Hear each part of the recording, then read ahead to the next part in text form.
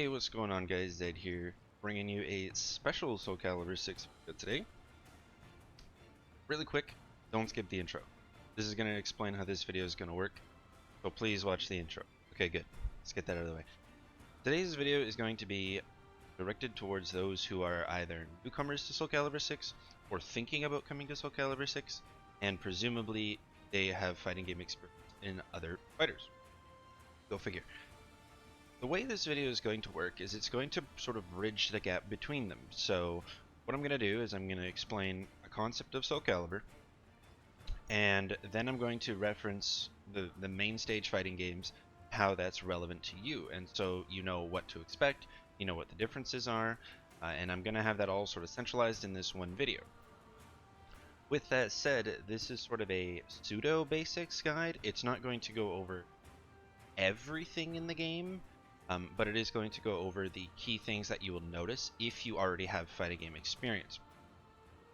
Now, I do want to reiterate, you don't have to be from another fighter to watch this video. This video will break down a lot of concepts in the game in general, things you need to know, things you will actively be using and playing with as you learn the game. And yeah, I hope by the end of it, people who are interested in the game pick it up and maybe feel a bit more welcomed and not so off-put. Maybe they're coming from an anime game or Street Fighter, and so you come into Soul Calibur and things like the three-dimensional movement and the grab system will be wildly different than what you're used to. So, with that said, I'm not going to waste your time any longer, but there will be a couple different links in the description below. There will also be timestamps for each of the concepts if you want to skip ahead or revisit them. Tried to organize them in a way of relevance and also how they associate with each other, and yeah, let's just get right on into it. So first up for our topics, I'm going to discuss the roster uniqueness, matchups, and just the simple fact that it is a weapons-based fighting game. It's one of the only, if not the only, technical weapons-based fighting game on the market. And so I wanted to sort of touch on those points, explain how that's relevant and why that matters. So the first thing is a roster uniqueness.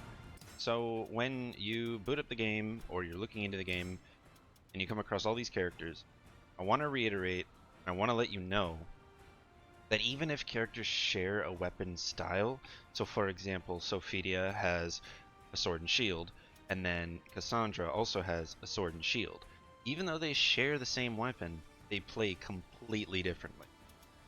So Soul Calibur 6 has done an amazing job at making everyone feel special and unique, and no clone characters, none of that. And in terms of balance, that's a really subjective discussion, but it's pretty unanimous that at the current state of the game, everyone in Soul Calibur 6 could win a tournament.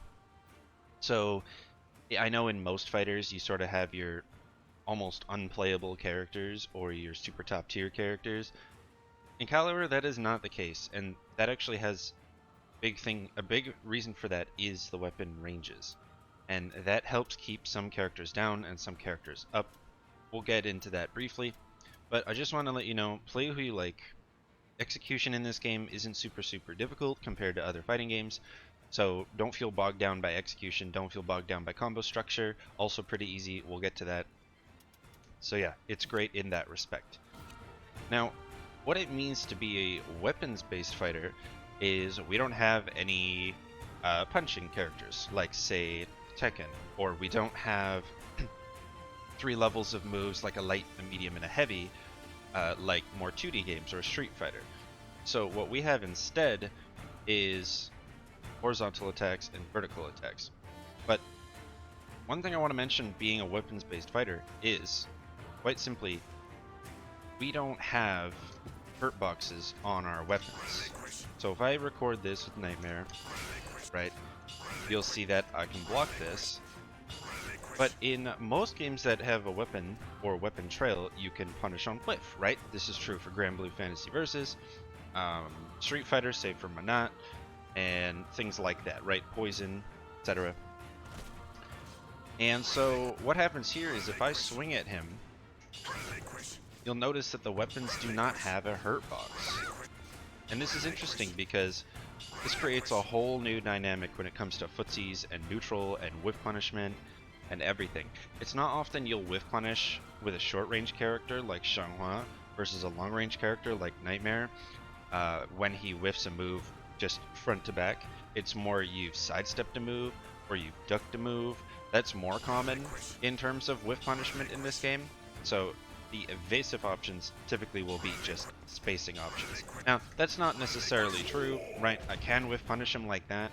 It's just a lot more difficult to do that in this game as opposed to ducking or sidestepping, which involves 3D movement. So just wanted to reiterate, characters are unique, characters are strong, every weapon plays differently, and the weapon ranges heavily play a role in the matchup charts.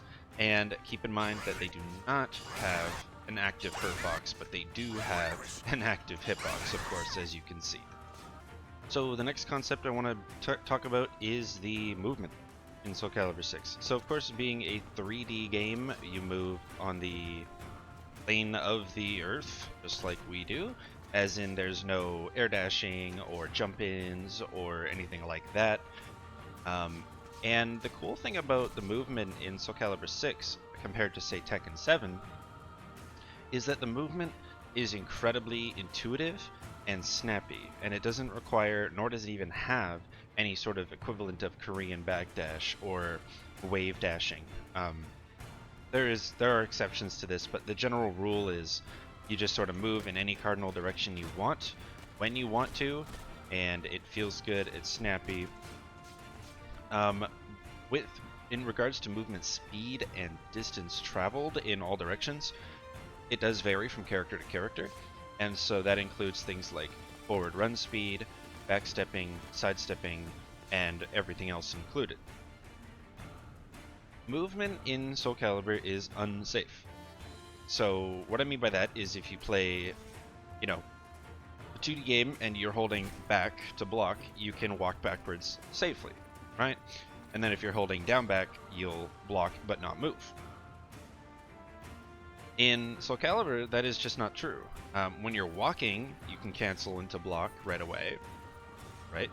But the thing with walking is it leaves sort of a lingering hitbox. It's not as evasive as a quick step.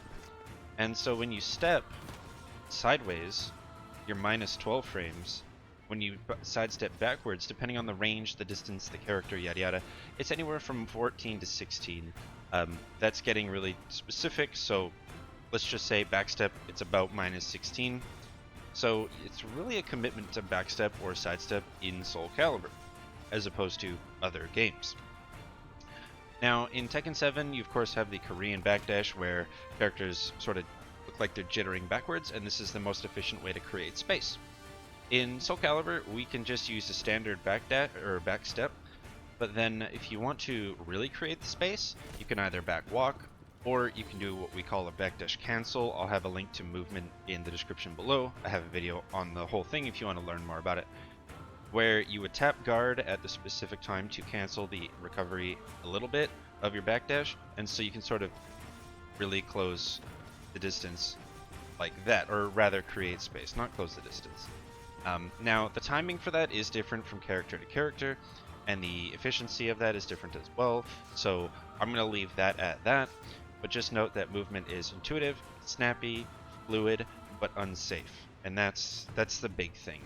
You step verticals by sidestepping, you would duck high horizontals, or use them to stop people from stepping, and then you would backdash shorter range moves like so, and then that forces a whiff punish. So it's very quick, it's very easy to pick up, play, and use. So in this next section, I just want to touch on the idea of blocking, as well as, more primarily I should say, the guard gauge. This is something that's been in Soul Calibur for a while, and it's the idea that you can't just block everything and call it good defense, because in Soul Calibur, movement and evasive moves are the primary form of defense over blocking. So in a game, I think essentially every other game, you can rather just block everything, whether it's an anime block string or Street Fighter corner pressure or Mortal Kombat. You can just block, right? Tekken, same thing. But in Soul Calibur, there is a penalty for doing so, and so every single move in the game has a guard crush number percentage, which you'll see on my screen now that will push you further towards the limit, at which point your guard will break. This is really important. So if you find yourself not moving much and blocking a lot, you'll find yourself going lower and lower in the guard gauge. So right now I have the other Xianghua set to just guard, and so you'll see that, you know, that kick alone did 15%, which is a fair bit, right? Now once you start getting below half, you'll start to flash yellow. This means you are below half, you're nearing the danger zone, and then once you hit 80%, you are in the danger zone, which your bar will flash red. And then at this point in time, you have to be really careful about getting your guard broken, and which time it would look like that, and your opponent would get a free combo. Okay, so that's just the way blocking works. There is a block button as well, if you didn't know. And this is really important because you want to move, but movement is unsafe, as we already established in the last section. So you have to be able to weave movement and blocking and all that. One thing I'll mention as well, I will have a link talking more about mechanics like health and meter and guard gauge and all that in the description down below as well, but I want to touch on one more thing, and that is how it restores. So you're noticing that the Xianghua just standing here, it's just stuck at 30, right?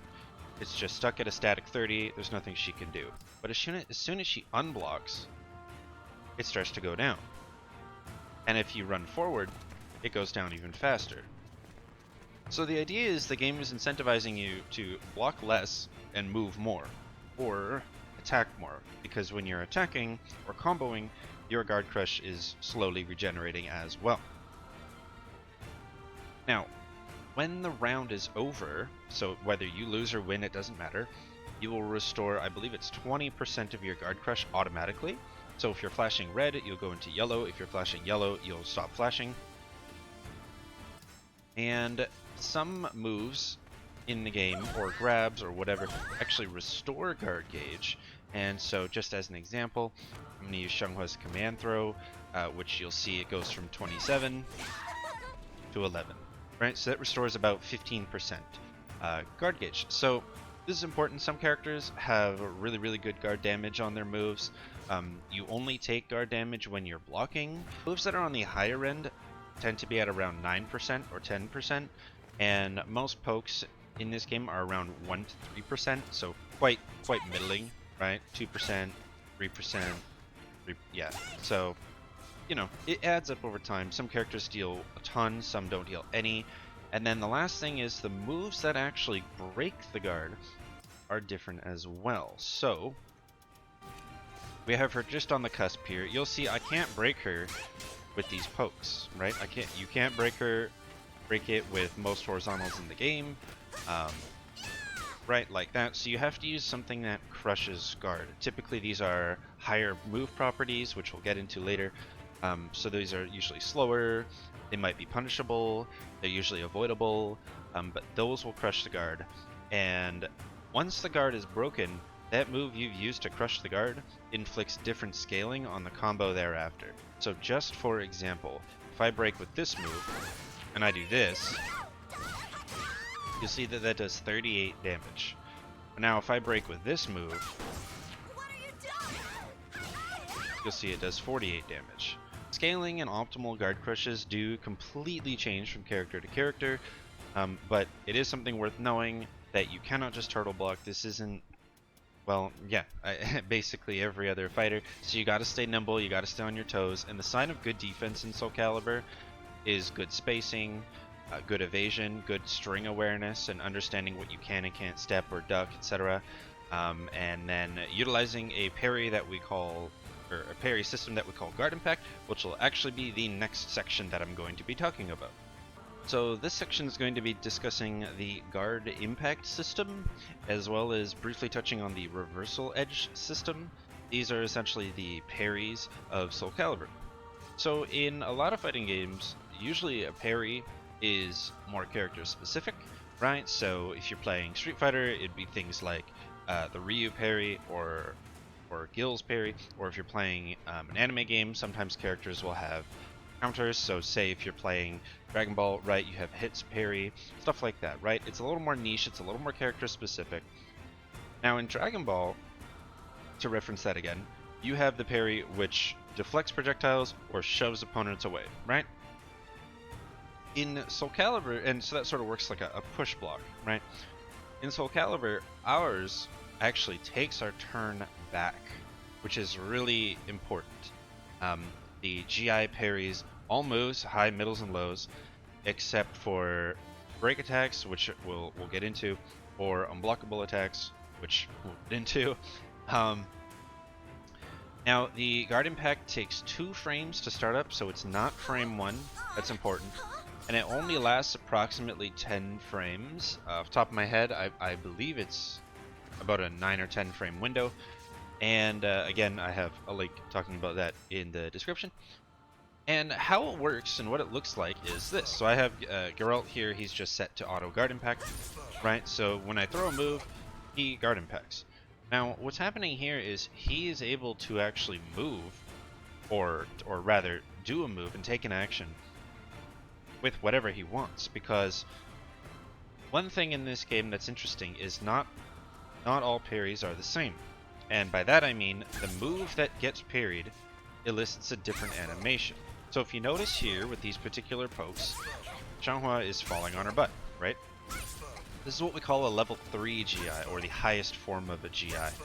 This is plus, I believe it's plus 28 in terms of frame advantage.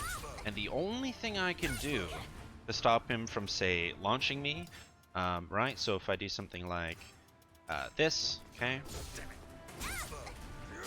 Right? The only way I can stop that from happening is by GIing back, okay? So that would look like this. Right? And we call that a reverse impact. And so the different moves give different frame advantages, like I said. So again, this is level 3, right? Whereas this is a level 2, where she sort of reels back like that. And this is a level 1, where just the shoulder sort of comes back. Now the frame advantage, like I said, changes. So level 1, where you just sort of lean back, I believe that's plus 8. The level 2 is plus 18.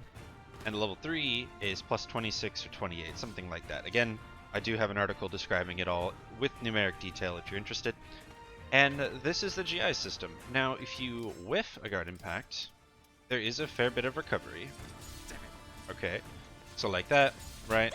And by the time Geralt can block again, oh, my apologies, go, right? You'll see that there's quite a window, right? Before he can do so. So you don't want to just throw this out, but it is good to do when you use a move that's minus on block or minus on hit, and you want to try to call your opponent out and retake your turn. It's a parry first and foremost. Every single character has it.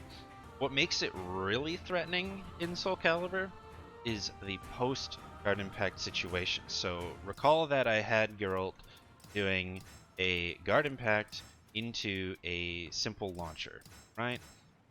But now you get into things like break attacks. So now if I go to re-GI that, right? I get completely blown up, lethal hit, full combo, etc. But if I don't do anything, or if he does that and I don't do anything, I can step it. This is where it starts to get a little messy in terms of what you choose to do and what you choose to challenge with. So this situation changes from character to character. There are risk rewards to all of them. Some characters even have lethal hits where if you did Guard Impact back or you didn't Guard Impact back, when you land a parry, there is no free situation for either player. That's the important, that's the takeaway. It's not entirely your opponent's call. It's not entirely your call. There is an inherent risk no matter what when you use the Guard Impact, and that's what makes it so awesome. There's actually interaction with the parries. Now, the parries also restore a little bit of guard gauge, but they also cost a little bit of guard gauge. So you'll notice there that this is adding 10% to Geralt's bar every time, right? But when he successfully lands one, right, it restores a little bit. So, with that said, there's one more thing we have regarding guard impacting called resist impacting. This is done with a different input. and you can see different animation. It actually costs half a bar. What makes this one special is this will GI everything. Unblockables, break attacks, soul charge activations, the works. And that's important because specifically with soul charge, which we'll get into, but just to show you as sort of a snippet, if he is set to resist impact and I soul charge, he now gets advantage. Furthermore, if we look at the timer, right, how it goes down in soul charge, well, let's see what happens when he resist impacts me, right? Let's see what happens. Watch the timer, right? Right, I've lost a quarter of my timer, and it's his advantage. So you'll see there that he has the level 3 situation. Now, you can't just RI on reaction, right? So if I do this, you can't just RI during this freeze frame. You have to read it, you have to call it out. But that's neither here nor there. I just want to show you that that's possible so that you know, okay, spending half a bar to get rid of their soul charge bar is a thing, and there are reasons to do it, but that's for a different discussion and a different video. Lastly, we have Reversal Edge. Now, Reversal Edge is sort of the, I want to call it the noob trap of the game, but it does serve a purpose at all levels of play. So, on hit, it does instigate sort of a rock, paper, scissors situation. So check this out, right? You go into this animation, you have a small window to decide what you want to do, and you can either hit A, B, K, or G, or move. There is a metagame to Reversal Edge. All the attacks in it are different per character in terms of frame data, damage, risk reward, threat, function, etc. There's a whole section of the game related to Reversal Edge. Even the move itself on block, right, in terms of frame data, situation. So if you block that, as against Xianghua, you're -2 on block, which is really, really good in this game, and it's a forced crouch. Reversal Edge does cost 20% guard, okay? So if I got Geralt here, you'll see 20%. You can also hold Reversal Edge, right, for a bit of an elongated duration, and it will continue to parry moves for that duration. Right? We'll just keep parrying over and over and over, okay? So Reversal Edge, it's very risky as it is steppable. There are moves that we call Reversal Edge safe. What that means is if you're doing Reversal Edge, right, and I do certain moves, there will be certain moves I do, clearly not that one, where I can sidestep and punish, right? So now you've just used 20% of your guard gauge, and now I'm blowing you up, okay? It's really good to close out rounds during mix-up situations, as the hit itself does do damage, right? Or it's really good for gaining meter. So if you note the meter gain here, right? All that meter gain. So Reversal Edge has its place. I just wanted to touch on all the different aspects of it. I know that one took a bit longer, I apologize. But it is a pretty complex mechanic, but it is incredibly risky. There is high reward, but it's better against some characters than others. It's worse for some characters than others. There's a whole thing to it. I'm going to leave it at that, and we'll just move on to our next section. Alright, so next up we have the meter mechanics of the game. I already touched on in the guard impact section that you would use half a bar of meter for resist impact, and Reversal Edge gains a lot of meter. Well, you essentially gain meter in Soul Calibur for anything, including Ukemeing off the ground, or teching, as you would call it, breaking throws, attempting throws in some cases, going into stances in some cases, basically doing anything, even blocking, doing anything in Soul Calibur gives you meter, okay? Now, there are 3 traditional ways to use it, and, well, 4 if you count the resist impact, and a 5th unique way that only a few characters have, so I'm remaining on Geralt just to show you, and show you an example of what that is. So, Geralt can use his signs from the Witcher series, and those do cost meter. Alright, so you can see there, if I want to hold the flames, that costs me half a bar. If I want to use Art, right, that costs me half a bar. If I want to use Yrden, right, which you can see as a guard impact, that costs me half a bar, etc. ways of spending meter are there for characters like Geralt and Yoshimitsu. They amplify some moves or strings or follow-ups to yield these responses. So for example, right, this particular move is a fantastic whiff punish. It costs me 25% meter to use, but I restore a little bit as well, so it sort of makes up the difference. Okay, so just want to touch on that, get that out of the way. Now, the primary ways to use Soul Charge meter are of course Critical Edge. Let's start there. So Critical Edge, your super. Not like Tekken where there's armor on the Rage Art, and it's not like, say, some supers in games where there's freeze frames where you're invulnerable, right? Not really. There are, but there aren't, and I'll explain what I mean. So by the time Xianghua is in this animation, there's nothing you can do about it, okay? But that's not necessarily true for every character. So if I swap to, say, Illic, and we go to use his Soul Charged Critical Edge, which is different than his regular Critical Edge, that even after that animation I can still duck it. Okay?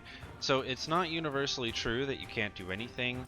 There are more exceptions than just Killick, but generally speaking, once you see the Critical Edge, the only thing you can really do is block. You can't move, you can't GI, you can just block, unless it's a punish, of course. Which leads me to my next point. Critical Edges are typically used as either a punish or in a combo. Critical Edges do differ in their frame startups, as well as how punishable they are on block, and some aren't at all. So, Killick as an example, his regular Critical Edge does a little less damage, it's not very good in combos, it is a little slow, but it's entirely safe on block. So I can't punish it. Whereas a character like Xianghua, hers is super fast, fastest in the game at 12 frames, does medium damage, and is incredibly punishable on block. Some Critical Edges have utility, whether it's a guard impact, or a parry, or an armor move, etc. They're all different for every character, so you want to see what works for you. So that's the main way to use it. It costs 1 full bar to use a Critical Edge. And yeah, the other offensive application of meter is something called Soul Attack. Now, Soul Attack is new to Soul Calibur in Season 2, and so we didn't have this when the game came out. And this is quite fun in that it is an offensive way to use the bar that isn't the super. Now, Soul Attacks also differ in their frame data and situations and what they do, but it's just a way to go into Soul Charge that doesn't involve shoving the opponent away, right? That's really important for characters who want to stay close, right? Many characters can combo into their Soul Attack in some way, shape, or form. So for example, with Xianghua, I can do this, right? And now I'm in Soul Charge in his face and I didn't shove him away, okay? And that's pretty common. Most characters can combo into Soul Attack in some way, shape, or form. And that puts you into the Soul Charge state. So Soul Charge, as a state, is essentially your install, right? It is a power-up that lasts 10 seconds if you don't use any moves in it. Each move within the Soul Charge state does cost Soul Charge timer. So just to show you what I mean by that, right, if you watch the bar, doing this move costs quite a bit of the bar, right? Whereas that one doesn't cost much at all. And this is different from character to character, move to move. Now the benefits of being in Soul Charge, other than having access to new moves for a short amount of time, is you can resist impact without spending half a bar, so that's important. So every time you would GI, you would just resist impact anyway, as they have the same frame window. But what's more is you deal more damage, and you actually deal chip damage. Now I know that word probably, spooks a lot of you, you 2D homies out there. But let me elaborate what I mean by chip damage. Overall, it's not a whole lot. It can add up with break attacks, especially break attacks don't normally do chip, but in Soul Charge they do, right? So if I use this move just as an example, check this out. That's a big chunk of block damage, right? So chip damage, not a big deal in Soul Calibur. There are no chip kills. There are 3 primary ways to use meter. That is Soul Charge for an install, right? or critical edge, or soul attack. Now, the last thing I want to mention about soul charge is what it does on hit or block. So you'll notice that it does shove the opponent away on hit, and that's all fine and dandy. On block, right, it also shoves the opponent away. And in a combo environment, it simply splats the opponent down to the ground. And so some characters will have situations where this is preferred, right? So if I just do this, this is not optimal at all, but just to show you, right? It kind of splats them down to the ground. And then the other reason why you might want to soul charge would be defensively, because it starts on frame 4 or 6, I forget off the top of my head. And so because of that, where there's gaps, you could try to just shove the opponent away. It's sort of a push block, or the burst equivalent. With that said, there is no way to burst combos, right? Meter is good to reset the neutral, to get that install, and to really pressure the opponent and try to take the game back.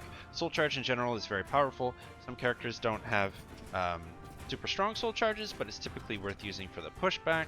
You'll have to decide that for yourself, and it depends on the character you play. And that essentially wraps it up for the meter section. Alright, so probably one of the main reasons that people like or dislike a fighting game is its Oki. And it is one of the reasons why I like Soul Calibur so much compared to other games when discussing the Okizeme situation. And, well, yeah, let's just get right into it. So first up, the power of the Okizeme situation completely changes depending on the matchup and where you are on the screen, whether it's a wall or a ring edge, etc. So that's number one, that no two characters really share the same Oki potency.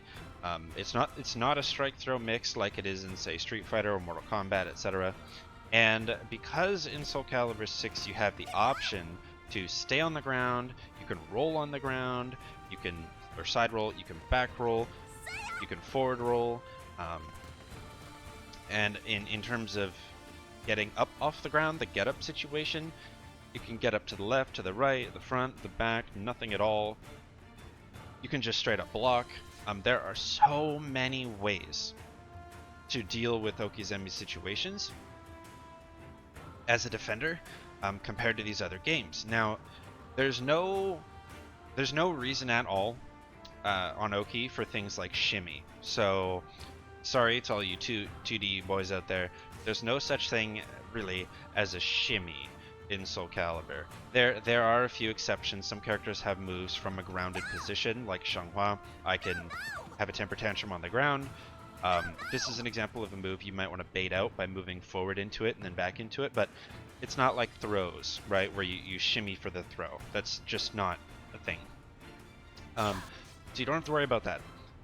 Secondly, throws don't catch rolls. They don't, like they do in MK.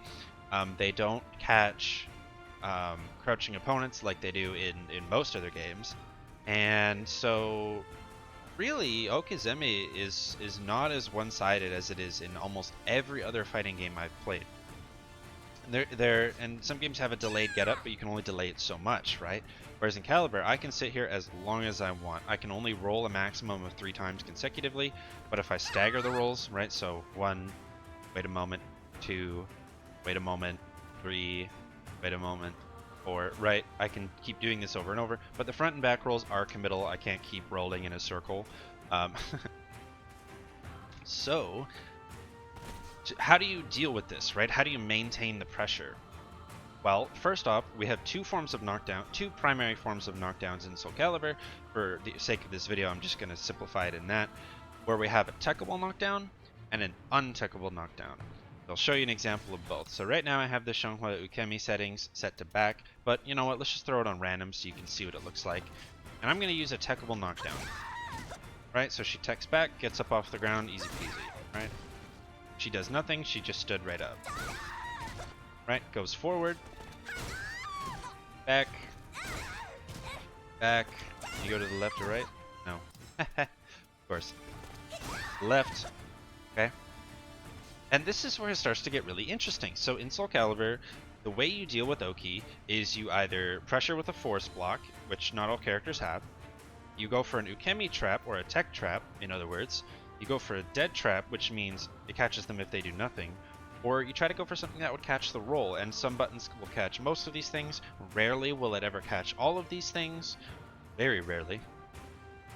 And so this is where it's sort of like the guard impact parry system, where the defender is not just at the whim of the offensive player. It is definitely an interactive moment. And this is what makes the Okizeme so special to me personally. In Soul Calibur, it's interactive. I'm not just at the whim of the person on offense. So one other thing that people may not be comfortable with from other fighting games is you typically cannot throw on Oki. And there's a few reasons. So number one would be, let's see, if I do a back Ukemi, right? Oh, sorry, that's not a techable knockdown. My apologies. Either way, if I try to throw here, I don't grab her because she's actually rising from a crouched position. Standing throws don't hit crouching opponents. And it's not like Mortal Kombat where you have to raw duck with no block. You can just crouch block and still avoid a throw. Okay, so you don't have to call it out with an empty crouch. That's not a thing. Very few characters at the time of this video, only what, 1, 2, 3, 4 characters have a crouch throw, right? So that's where you get into set play and stuff. But generally speaking, you can't use throws on Oki. You can't use them as a tech trap. You can't use them, against crouching opponents. And we'll get into more throw stuff a bit later. I just wanted to sort of clear that up, get that out of the way. So Oki is not a strike throw mix. So what do? Well, I'm just going to have her go into the down position so we can act like it's an Oki situation. You would do moves that say hit grounded, right? Like so, right? Like that. Or moves that would catch rolls, right? Such as a horizontal low, right? Or maybe even just a low poke that would hit them grounded, etc. Or you can try to anticipate that and go for plus frames. So if we go with, for example, right, if I do this situation and I just try to go into plus frames, assuming that they're going to get off the ground, right? That's plus frames. It's a lot of guard damage, it's my turn, yada yada, right? Or you can simply go for a hit, you can go for like a delay throw, right? Some characters have sort of repeatable Oki situations, so just for example, if I was playing Xianghua and you got up off the ground and you tried to crouch, right, that would not do you any good, because if we did this, right, and I went for another mid launcher, I would just launch you again and again and again. So in this situation, you might want to go for something like, a low, right? So again, boom, low, and I would hit you, right? So stuff like that. Oki has a lot more depth and a lot more to it in general in Soul Calibur, and to me, I find that very special. Forward Ukemi is the fastest version, so sometimes you're able to forward Ukemi and soul charge to completely delete all situations. Now, I want to come back to the tech trap, because that's going to be something that not too many games or players are familiar with. So in Mortal Kombat, you guys have where if you read the roll, you throw them, right? Or if you read that they'll do the get up attack, you would shimmy and punish, right? That's sort of the equivalent of a tech trap. Or in an anime game, you would do like a jump over cross up, right? Or you would try to bait a DP in Street Fighter, bait a grab, etc. All those kinds of things. That's sort of what the tech trapping does in Soul Calibur. You are doing a move that beats a certain response from the opponent or elicits a particular one in general. So just to show you an example of one, say I read a back tech off of this situation, just to show you it is techable and what happens, that's what it looks like. If I read that and I do this, that's a combo. That's a true combo. Alright? But, if I'm wrong and she goes to the right, oh, sorry, the left, I always get them mirrored on my side here, I miss entirely. Okay. So stuff like this is where it gets really complicated and really in-depth, and in my opinion fun, because you have to learn what works for you, what doesn't work for you. Do you want to just go with the safe free damage? Do you want to go for the plus frames? Do you want to do this? Do you want to do that? And so there's so much more to it. It's not as easy as just jump in heavy kick plus frames, or jump over cross up, or throw strike mix. There's way more to it, both as an offensive player and a defensive player, as well as screen awareness and situational awareness. And just to sort of make it clear, tech traps, again, there's no like catch all option. Generally you can evade an option. Whether or not you can punish is a whole nother story, but Oki has so much depth in this game that lab monsters and good defensive players will just love it. You'll love what Caliber has to offer you in terms of the Oki game. Alright, so in this next section I'm gonna go over the move levels and types and just the attacks in general, and sort of give you the rundown of how it works, the risk reward, etc. And I'm going to make connections to the different games and sort of how that works. So in Soul Calibur, and just to reference the moves list here, you'll notice as you're going through, you have horizontal attacks, vertical attacks, kick attacks, dual button attacks, 8-way run moves, etc. But all of these boil down to the same three things: horizontal, vertical, and kick. Okay, there are seldom ever moves that are horizontal verticals, or vertizontals, we'll call them. If that is the case, it's either been that way forever in terms of older games, or it is like a hitbox issue. There are always issues, especially in fighting games, as you guys well know. So generally speaking, you have horizontals, verticals, and kicks. Now kicks can be either or. And they are a physical attack in Soul Calibur, and so they cannot be clashed, because moves do indeed clash in Soul Calibur. So just to show you what that looks like, I'm going to do a setup that I know will clash. Alright. Okay, so if I do this, we sort of, right, we hit and we clash, okay? But a kick attack won't do such thing. It will always trade. Like that, okay?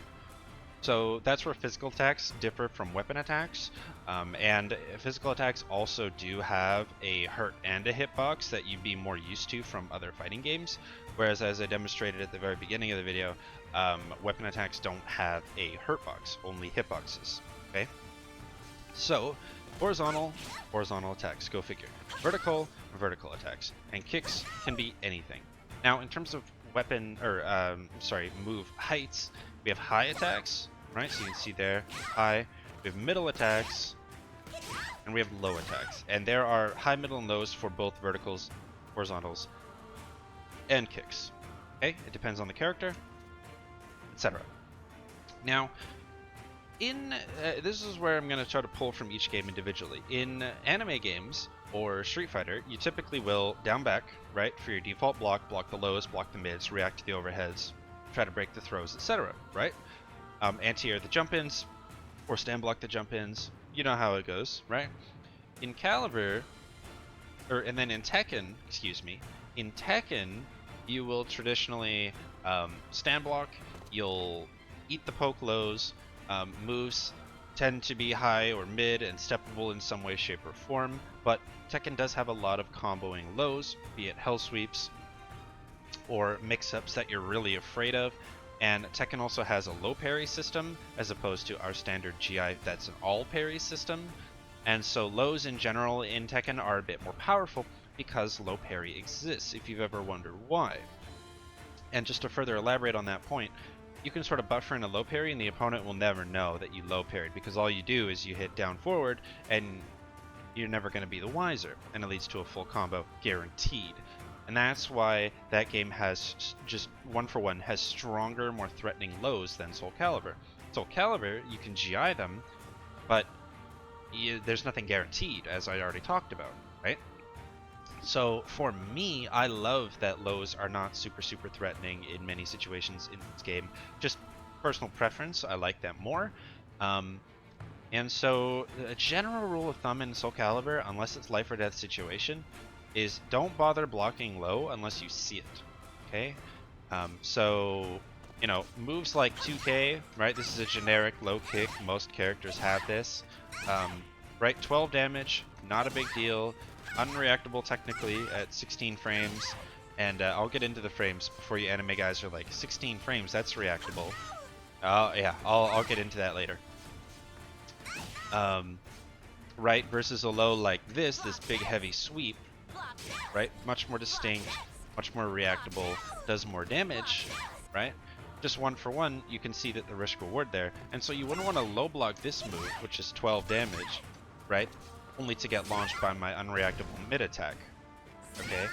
So that's essentially how lows work in terms of their risk reward in Caliber. Some characters do have a Hell Sweep equivalent, like Yoshimitsu. He is from the Tekken franchise. He's been in every Soul Calibur game as well. He does have a Hell Sweep. And there are more examples. But generally, not a thing. Lows are more for guaranteed damage, quotes around guaranteed, and chip damage just to sort of annoy the opponent. One other big thing in general, and I'll talk more about this in frame data, but lows in Soul Calibur are traditionally minus on hit. This is pretty important because even if I hit you with this move, right? 22 frame startup, 16 damage, but it's minus on hit, which means that you can take your turn here, technically. But remember, we have a parry. So if you tried to take your turn here and I did this, right, I would parry you. So there's a lot of depth when it comes to pokes in Soul Calibur in general. Now, coming back to the moves, overheads. We don't have overheads. We have highs and mids, which can be blocked standing, and lows, which can be blocked crouching. There are a few exceptions. So there are things called special lows or special mids, and you'll see those when you go to the moves list. Oops, my apologies. And you hit Y, you can look at all the different kinds of moves and buttons there are. So you can see there, high, middle, low, special mid, special low. Because I don't think it clearly explains in this game, special mids and special lows can be blocked crouching or standing. It's just that the mids you wouldn't be able to jump over, but the lows you could jump over. And so, to draw a comparison to Tekken here, the dick jab, as it's known, right, looks like this, but with your fist, right? So it's actually almost exactly the same in this game. 2A is a generic button. Most characters have a 12 frame 2A. It's the same frame data. It's 666, so -6 on block, +6 on hit, +6 on counter hit. It does a little bit of damage, and you can see right there it reads a special low. So this is a jumpable move. So that kind of stuff does matter a little bit. Some moves are balanced around the fact that they're special mids as opposed to mids, or special lows as opposed to lows. It pretty much sums it up. Just to touch a little bit more on attacks, like I mentioned, break attacks and unblockable attacks. So break attacks will have this sort of blue lightning around them, right? Sorry, there we go. Blue lightning around them. These will always beat guard impacts, okay? Like that. Now, resist impacting, right, will beat them. Unblockables in Soul Calibur are incredibly character specific in terms of how good they are or their application. Most of them are very easy to sidestep or duck or avoid. They're very slow, so you could even swat if you're ready, right? If I do that, or if I try to GI, I get hit. Some characters, like I already said, have more viable unblockables than others. In the case of Xianghua, my unblockable is not viable, but characters like Cassandra, or Yoshimitsu, or Aki, right, they have very useful unblockables. Ivy, very useful unblockables that you can incorporate in Oki situations on your game plans, or even sometimes you can set them up near the wall. To sort of touch on it here as well, so for anime games, right, or Street Fighter, there's no block strings in Soul Calibur. That's just not a thing. There are plus and minus frames, but it's not like the other games where moves are plus on block normally. Okay, quite the opposite. And so generally the flow of this game is single hit move, or single hit block, or single hit GI. Very rarely do you get away with doing multiple hits in succession. Obviously that is not a hard rule, but just understand that you are risking quite a bit if you try to do so. So if I try to do, say, 2K, 2A, I'm actually minus on hit on that low, and so I would be able to swing here, right?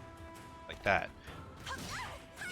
Okay, so stuff like that matters. But we'll talk a little bit more about that. That kind of wraps it up for the move section. All right, so next up we have throws. So for me, one thing I noticed when I've played other fighting games is the grab system is actually quite a deal breaker for me. If I like the throw system, I usually like the game. If I don't like the throw system, I usually don't like the game. So let me explain how the caliber system works in relationship to all the other games. So caliber, traditionally, grabs you have either forward break or back break.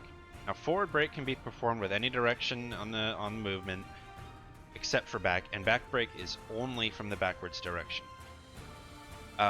Throws do have utility such as ring out capabilities, Okizeme situations, higher damage, lower damage, ring out capability, I don't know if I said that already, side swaps, etc. But on break they do not have this utility, which leads me to my first game, Tekken 7. In Tekken 7, you in some cases have to respond with what arm went first, or if it's a command throw, they're only in one certain break, or a weird like multi-press break, right? And even on break, you could still side swap. That is not the case for Soul Calibur. Now, in say a game of Street Fighter, right? Throws are instant. You can't react to throws. You just have to sort of read them. And on break, you break neutral, and on success, you can sometimes loop grabs, and that's usually how it goes. Now, are grabs loopable in Soul Calibur? Not usually, because remember how I mentioned in the Oki section, I said throws aren't usually usable on Oki. So traditionally, you don't have loopable throws. Now, every base throw is 18 frames, okay? Front throw, the back throw, and on average, grabs traditionally will deal about 50 damage, give or take 5 to 10 points. So about the amount of a combo. Now, what makes grabs special in Soul Calibur, I had already briefly touched on that you can't just, or you don't have to just raw crouch. You can crouch block and duck a throw. They are a high, okay? They are 18 frames, so technically unreactable, but ducking a throw with experience is possible. However, the break window is huge. So, right, I'll just get the Ivy to grab me here, and you'll see, like, I don't need to be mashing a break at all. Right? There's quite a window there. Now, this isn't a situation, really, where you can react to, oh, it's a front throw, oh, it's a back throw, I'm going to break the correct direction. So don't think that it is, because it really isn't. Not consistently, anyway, and I would be really impressed if anyone ever would be able to do that. So there's no, like, grab OS, okay? That's not a thing. Not in Calibur, anyway. With that said, you can buffer a break behind your guard. So if I'm blocking, I'm gonna mash a forward break. I don't even have to mash it that fast, but I'm just gonna tap a forward break, and you'll see that I actually break that throw. Okay. So that's number one. Now in Mortal Kombat, you have lethal hits or crushing blows sometimes, which are associated with escape failed, right? Calibur, that's not the case. Lethal hits do exist. We'll touch on those a bit later. But you can, if you're wrong on a break, that's okay. You don't get extra punished for it. It is what it is, and you carry on with your life. Now, because they have a huge break window, they're 100% reactable. They are a 50-50, in that the throw animation is always the same for the throws, and they are the same frame data. On break, they are neutral, and the situation that happens after the throw is typically the direction you would break, or if you're unsure, just default to back throw. There's a reason for that. To break a forward throw, I don't need to hit a direction, I only have to hit a button. So if I'm about to do an attack, right, and Ivy grabbed me, I might accidentally break the forward throw. So it's just smarter to do the back throw, because I would have to manually hit back and a break button, right? Or an attack button, excuse me. So if a move, say, is a reverse ring out, so ring out's behind me with a throw, I'm probably going to break back. Or if a forward throw wall splats and my back is to the wall, I'm probably going to break forward, right? So it's not a true 50-50 in the sense of situational awareness, but in terms of on paper and frames, and yes, it is a true 50-50. Now, throws on break do deal a bit of damage. That it looks like more than it is, but it's 10 damage, I believe, 10 or 12. So even on a failed throw attempt, there is still some merit there. Now, that's sort of the gist of throws. Command throws are a much, much different thing. Command throws in Caliber are not a special button break like they are in Tekken. They are simply, or they're not untechable like in Street Fighter. They are simply, oh, and you can jump throws as well if that wasn't apparent. They simply give different frame advantage on break, have a different pushback on break, and sometimes they'll have different startups, and they'll have specific break directions. So the way you know it's a command throw for when you're looking at your character is when you're going into throws and you see A plus G or 4A plus G, and then left side, right side, back throw. Skip all of those. Those are all regular throws. As soon as you start getting into these ones, right, these are all typically, again, there are exceptions. These are typically all command throws, okay? Now, not every character has as many as what Xianghua has listed here, but Xianghua's typical from neutral command throw is this one, Water Banquet. 214, A plus G. Quarter circle back, A plus G. Now, you'll notice if I do that, the throw animation is exactly the same. It is 18 frames, but there's a catch. So this is my back throw, right? We swap sides, or we swap screen positions, even though I don't swap physical sides of this screen. But my command throw does this, something else entirely. It's 40 damage, it restores my guard stamina, and it gives me a plus on Oki situation that's untechable. So this would be an example of a fairly decent command throw. However, it's a back break. Some characters have a forward command throw, and a back command throw, so the mix-up is still there as a defender. Now what's the difference, Zedd? Well, the difference is, when you break a command throw, they end further away, or they're pushed back further away, and you're +6, as opposed to neutral with less pushback. So this does matter, but that's getting into character specifics, so I'll just leave it at that. Command throws are plus on break, and yield different results. Typically they are stronger than regular throws, but not always.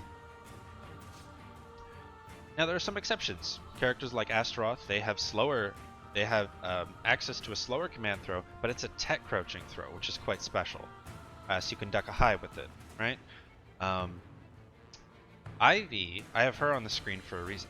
Ivy is a precarious one. She has access to a faster than a regular throw that's only breakable forward, but the break window is significantly smaller. And she has access to an unbreakable command throw as well that's a little slower than a traditional throw. And so I'll demonstrate those for you on screen. So if you're looking at Ivy's moves list eventually and you get to the throws, you'll be like, what the hell? So this is one of the only complicated motion inputs in all of Soul Calibur. Really. And if you perform all this, and you can see at the bottom it says direction other than back. So this is a forward break, but like I said, the break window is severely reduced on this throw. Whereas her other one, here it is, Summon Suffering, it says unable to grapple break. So I'll show you the Calamity Symphony, right? And it has huge grab range too, by the way. Huge damage. Oki situation, she can loop this one over and over and over if you keep standing up into it. Okay. Etc, etc. The other one that she has access to is Summon Suffering. Now I'm not doing them myself, not because I can't, but because just it's a lot easier to do it this way. Right? Looks like that. Okay. Unbreakable. High damage. Yeah. Now they're both duckable. Okay. Just like a regular throw. And so that's something to keep in mind. But Ivy is special in that she has these two throws. Astaroth has the most amount of throws that are like powerful, but Ivy has the 1-for-1 strongest throws in the game, even though she's a zoner or a keep out character. She does not have a crouch throw, but I want to make a distinction. There are attack throws in Soul Calibur as well, and so just to show you what that looks like, I'm going to use this move. The motion for this move is 2A plus G, so it is a throw, but it is a move, so I can actually block it, as you can see here. But on hit, right, it does throw me, okay? So keep that in mind. They are different, and yeah, that pretty much summarizes it for throws. You can't use them on Oki. Command throws are plus on break. Throws in general have utility, but only on success. They are I-18. You don't need to be like lightning fast reactions. The break windows are massive, and there is no throw break OS. And it's not like Dragon Rush where you have to match it with the throw break. It's not like BB Tag where they run at you and grab, right? No, none of that. It's just once their hand is on you, you have plenty of time to input a break. And it's not like Tekken where it's specific breaks for specific hands. No, it's a very simplified throw system, and it's also a key reason why lows in Soul Calibur are traditionally a little weaker, because throws are so powerful. If I hit you with 3 throws, that's 150 damage. Right? So be aware of that. Throws are really, really good in Soul Calibur, and they do vary in potency from character to character. And with that said, let's move on to frame data. Alright, so for the meat and potato section, the one that everyone wants to know about, right? If you're an intermediate level player to a pro player, you're always wondering about frame data, right? Let me talk to you about Soul Calibur frame data, because if you're from a 2D game, anime game, Street Fighter, whatever, you might think that the frame data in Soul Calibur is slow, or that things are reactable, right? So for example, if an overhead in an anime game is 16 frames, that's considered reactable. It has a distinct animation typically. Sometimes there's even an audio cue, right?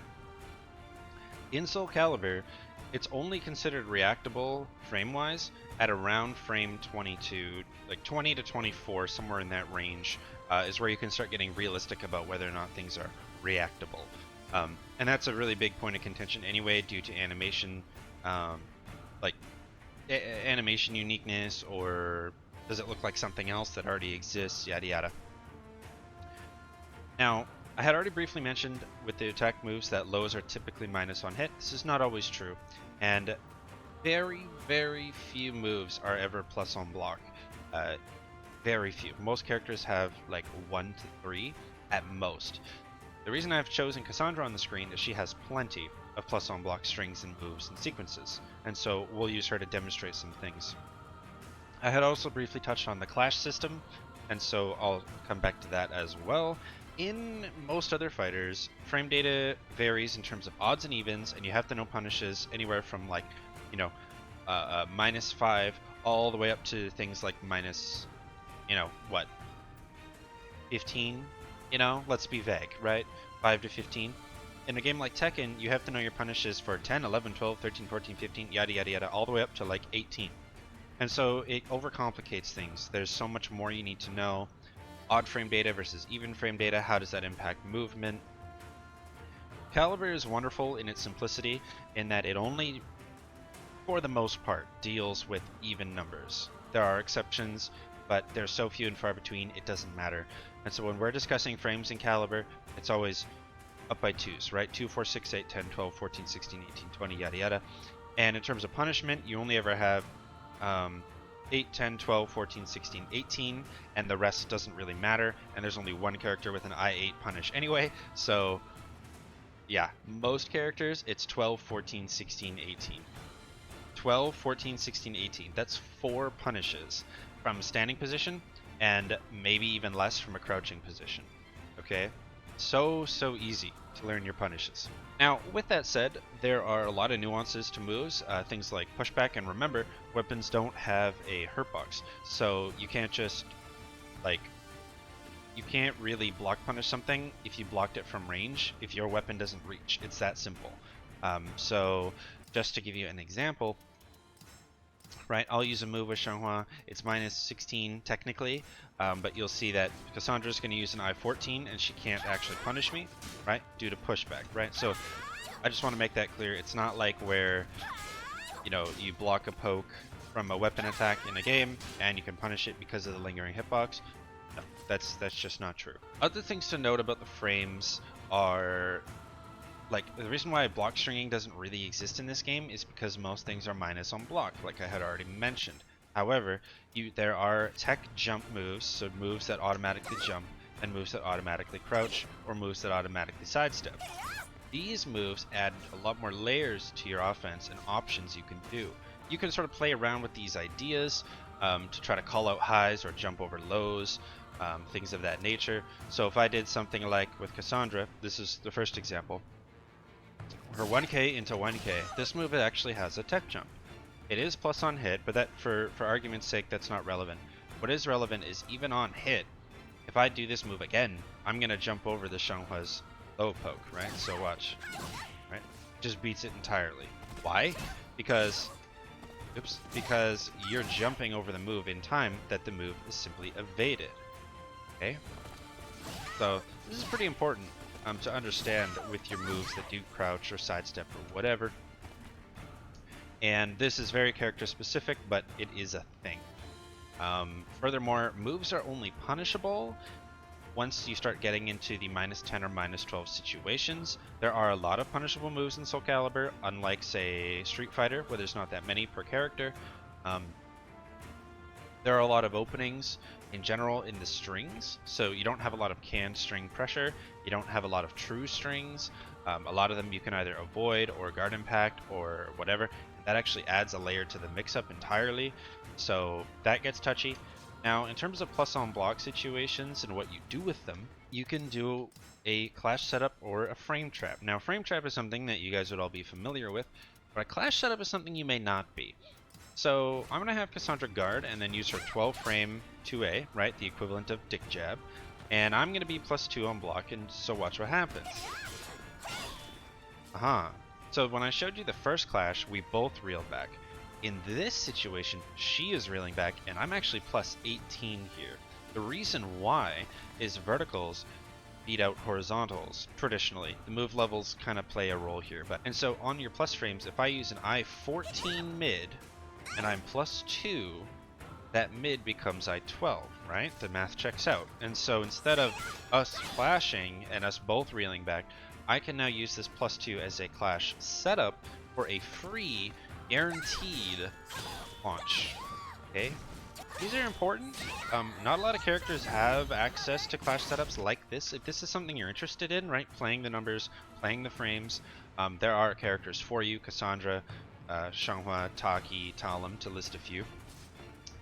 Now Cassandra, same thing. She has plus on block strings as well, or plus on block moves, quite a few. So just to show you the diversity this character has, 2-2B, that's plus on block. 5BK, that's plus on block. The 1K is a low, that's plus on hit. That's fairly unique. Triple B, that's plus on block. 6AA, I believe, plus on block. So you have all these options, right? And so if you do something like BKB, right, you'll see that this is the same thing effectively as what I did with Xianghua. Okay. So this is the thing in Calibur. You have to be aware of frame traps and frame situations. You have to know what you can and can't do. Frames do not tell the full story in the context of Soul Calibur 6, okay? This isn't like other games where, you know, you can frame trap movement very easily. There are traditionally options you can do. Now, one more example is if I read that she's going to do that low, and I want to say jump it, okay, then I can do that. I can just jump it, okay, right? And so this is how frame data works in Calibur. We always joke in this community that frame data is a social construct, because it truly is. You can guard impact, you can move, the spacing, the like, frames are so not the be all end all in this game. And it's so important to understand that. So that pretty much wraps it up for frames, and yeah, that'll do it for this section. Let's move on. Alright, so next up we have the combos. This one I won't spend too long on because it does change from character to character, of course. I'm just going to go over the different concepts that you have to keep in mind when you're doing your combos. Also worth mentioning, this isn't the kind of game where you can just, like say Dragon Ball, where you can just pop up in the lab, pick a team, and start labbing combos.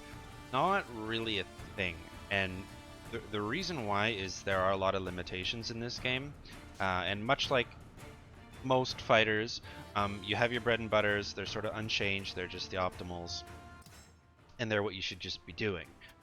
Caliber is no different, and character documentation and discords will have those for you. So I'm not going to get into that. I'm just going to talk about what goes into the system so you know how they work. So first off is the amount of damage variance in this game is quite high. So this is not the kind of game where there's touch of deaths. Seldom are there ever Half-Life combos, and if there are, that you need like soul charge or a meter of some kind, a wall combo. Like, it's very rare to hit over 90 damage in a combo, which is very high. So traditionally this game is probably more, again, on average, this game is more like a 4 or 5 combo touch game. It's not like, you know, earlier Tekken seasons or anime games where it's like 2 touches, 2 kills, or 2 touches and you're dead. No. Caliber traditionally, like, you know, this is the strongest meterless bread and butter I can get with Xianghua without getting too picky, and that's only 61 damage. And so I would have to do that 4 times, and a bit extra to kill you.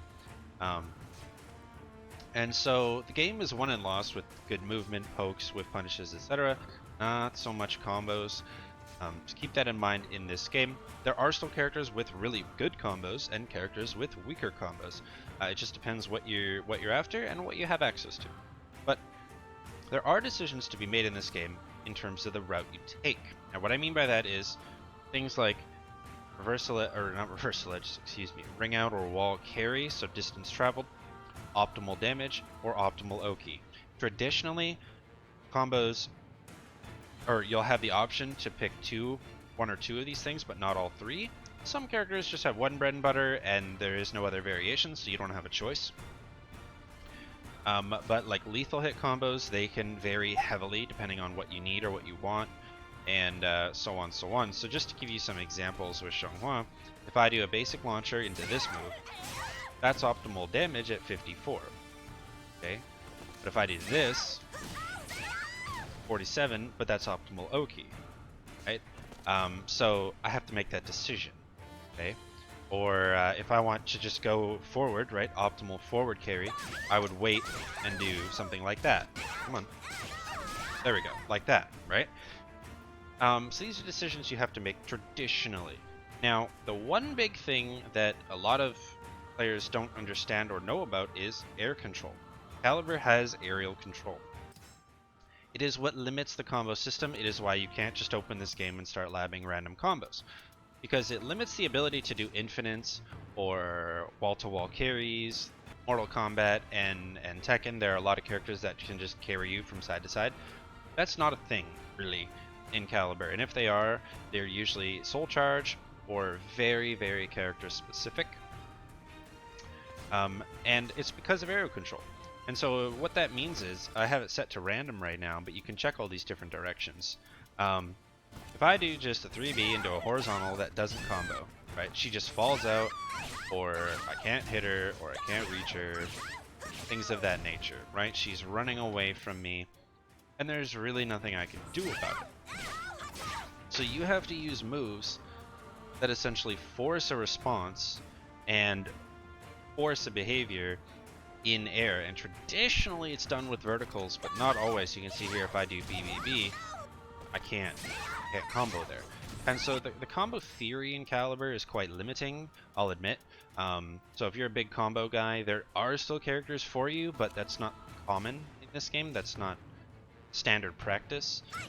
So keep that in mind, that aerial control is a thing. Please just refer to the character documentation until you understand how your character works. Then you'll be able to sort of delve into other tech that may or may not have been found. Counter hit confirming is sort of a thing in this game. And there are stuns, so you can see here, right, she's sort of electrified like that. That electrified state just means you're at some sort of advantage, and you may or may not get different combo hooks and paths. This is entirely character specific, so I'm not even going to get into it. But just know that counter hits do lead to combos, or enough advantage where even though she's on the ground here, I just get a little extra follow-up like that, right? So that's sort of the real Cole's notes of the combo system in this game. It's super diverse when you're talking about wall combos and stun combos and all that kind of stuff, but traditionally speaking, there's nothing like touch of death. That's just not a thing. Rarely will you ever be 2 touch to death. That's just not a thing. So yeah, you will not get obliterated in this game from 1 combo. Alright, now for the last section of the video, this one's just going to be touching on a few little one-off things that I don't think require a full section, otherwise would be here forever sort of thing. So we're going to talk about the health. I'm going to briefly touch on wall combos, ring outs, and then lastly the stages as well as wall combos, and then the lethal hit system. So first up, health. Health, you'll notice at the top bar there that there's a small silver line. So if we go to the health settings, you'll see that if I set her to 50, right, even though that looks like more than 50% of the bar, that is technically 50%, because once you get to that 30% line, you'll notice it changes color. This is referred to as the guts system. And so the idea is when you're below 30% health, you actually deal more damage, but you take less damage from pokes. Now, there's a reason for this. It's so that I can't just kill you with a low kick easily. So, you know, if I just do it at 50% health and I do 2k, right? 12 damage, 12 damage, 12 damage, 12 damage. Now, if we go to 30%, and the lower you go, the less it does. So 8, 8, 8, right? 7, 7, right? So 7 to 12, that's a 5 damage loss on a poke. That can really add up, considering some nerfs in this game or buffs are simple, like, you know, 4 or 5 points of damage. It really adds up.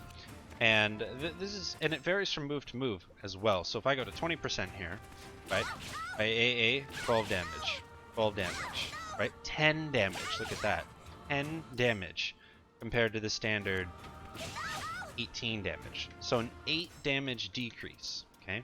So that's just how the health works. Total health points, if you want to know, if you're looking at things like, you know, combos, damage, and how much damage is this really doing? 240. 240 health is what you have in Soul Calibur, and so if a move does 60 damage, you just have to do that 3 more times, and you'll probably kill them. But keep in mind that that combo will, of course, scale after they're on guts, so it's not going to do 60 damage even below that. And so just to demonstrate that for you, right? So if I go to 50% here. Alright, let's do 100%. Right?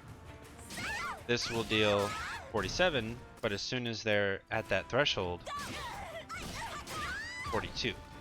Okay? And maybe even lower, 39. Okay? So again, 8 damage decrease. That's a pretty big deal, right? So that's how the health works.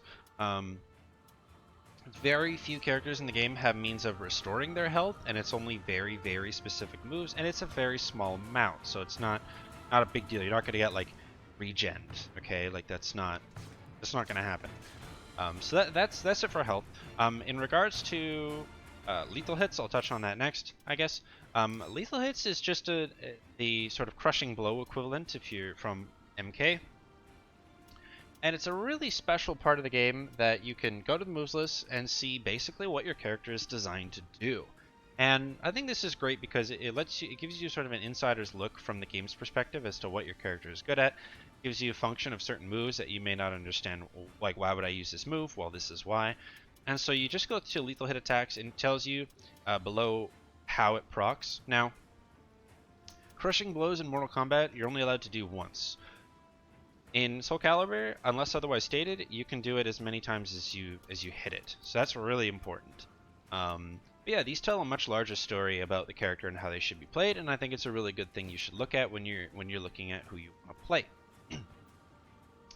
Lastly, we have sort of the ring outs and wall combos and the walls in general. So in Soul Calibur, you have full walls, half walls, breakable half walls, and ring outs. Now this one over here is an example of a breakable half wall. So you'll see here, right, boom, shatters. And so I can combo into that and then combo out of it to get a ring out, right, in many situations. So if I do this, just as an example, okay, that won't ring out, or it won't splat or ring out. And the reason why is that particular wall splat is it shoots her too high, so she's not actually making contact with the wall. But if I did something like this, right, that gets the ring out. Now, that briefly lets me touch on ring outs. Ring outs in Soul Calibur are an instant kill. And this is super important because you always want to... This is the game where it is the most important to be aware of where you are on the screen and maintain control of it. Okay? This is more important than the corner. This is more important than Tekken walls. Like, this is what makes Soul Calibur Soul Calibur. The weapons and ring outs, like, those are the two things that set this game apart from everybody else. And, like, because one hit, and that's essentially a touch of death, right? You lost. You're done. GG. So always be aware of ring outs, and eventually you'll learn the ring out capabilities of each character, and it can get quite potent. Now, there are some things that ring out over half walls, so you saw me splat it there, but now I'll do an example of something that just clears it entirely, right? Oh, she randomly splat up high there. I don't know why that happened, but so that was a ring out there as well. Now, wall combos, it's not like Tekken, where you only get a few hits on the wall into Oki. No, it's more like Mortal Kombat or Street Fighter or anime games where you actually get specific corner combos. That's wall combos. You get certain combos at the wall that you can only do at the wall. And so, you know, I'll just show you what that looks like just as an example. So X, right, I get stuff like this. Again, this uses things like the stuns, the walls, the everything, right? 106 damage. Remember how I said dealing more than 100 damage is pretty uncharacteristic? Wall combos is how you would do it. And that's just one example. Okay, so that pretty much sums it up for walls in general. And it actually sums up this video. So I know it was a long one, and I apologize for that. But, you know, hopefully it gives you some insight as to how the game works. I know the comparisons weren't as much, but it's so hard to compare, you know, apples to oranges other than that they're fruit, right? And that's sort of what it is when you're discussing 2D games to Soul Calibur. If I strictly did this as like a Tekken versus Soul Calibur situation, sure, then it's a lot easier to do. But I'm just trying to touch on the different points, things to consider. I feel like the main takeaways from this video are the grab system, the Oki system, and probably the frame data. Those are going to be the three things that are probably the most common things that come up on my streams, or I see on Twitter or Reddit, where people don't understand how these different concepts work. But yeah, I hope that helps. Just to reiterate, I have links in the descriptions below of my own personal, but also some resource ones linking to other videos.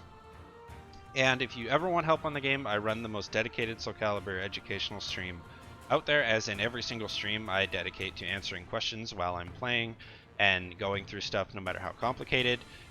I'll answer it for you, I'll give you a hand, and yeah, and if you see this video and you have friends who play other fighting games, I would greatly appreciate if you just sort of directed them towards it if they want to learn more about it. If you're new to Soul Calibur, let me know in the comments. And with that said, let me know in the comments if you have any questions. If I missed something here, or maybe there's a game concept that you want more explanation on, absolutely feel free to comment. I will definitely read it and get to you.